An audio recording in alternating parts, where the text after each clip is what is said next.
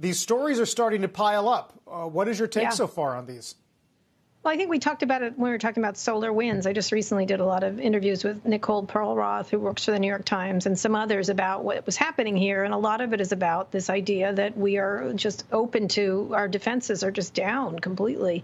Or not completely, but we're very vulnerable as a country, whether it be for espionage or ransomware attacks or attacks on infrastructure. We're very good at cyber attacks or strikes, whatever that back and forth between the Times and the administration was. But we have to really begin to hone our defenses here because there's so many vulnerabilities.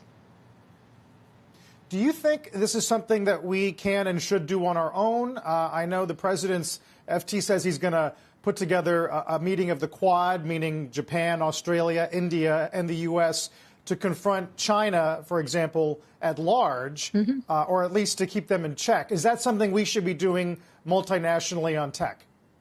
Well, we have done it multinationally. The Stuxnet attack on Iran, we did that with Israel, or allegedly.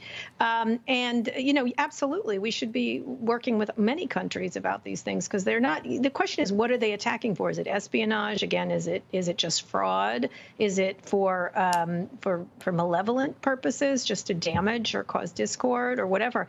And so this whole like giant, I mean, I hate to say it's a war front, but it's a war front, whether it comes from China or Russia or other states, is something that the administration really needs to address. I had written a column talking about whether we should have a cyber defense czar, essentially, or a cyber czar, to be able to deal with this, because they're dealt with across the administration depending on who's being attacked and what's being attacked.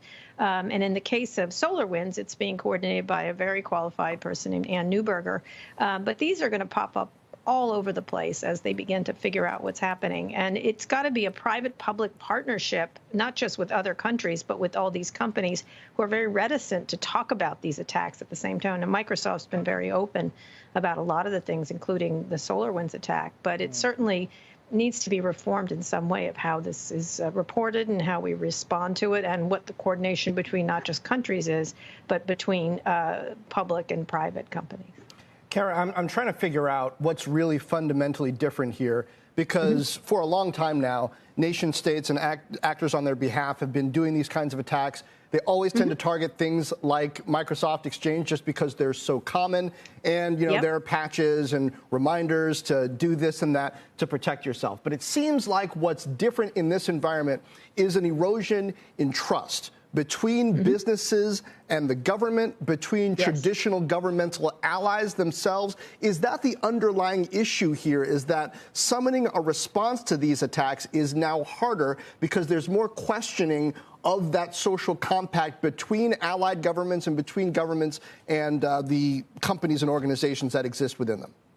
Well, I'm not so sure about that, but you've got a Biden administration that doesn't know what to trust in terms of its computing, like with SolarWinds alone, right? Like they don't know what has been attacked. They still are sorting it out, and they're trying to figure it out. And then, of course, you're right, Microsoft Exchange has been a target many times. But this is a massive attack in terms of, it shows how vulnerable we are as a country, especially the United States, as Nicole Perlroth said.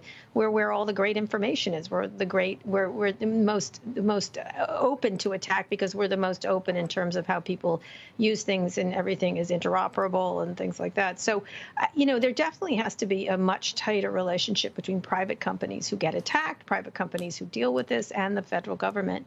And at the same time, we have to sort of think about our cyber attacks, which actually the United States is very good at, whether they're covert or overt, but we're very good at those too, and figure out what the right response is to these things. Although the idea of just attacks back and forth seems quite devastating to everybody involved. Shepard Smith here. Thanks for watching CNBC on YouTube.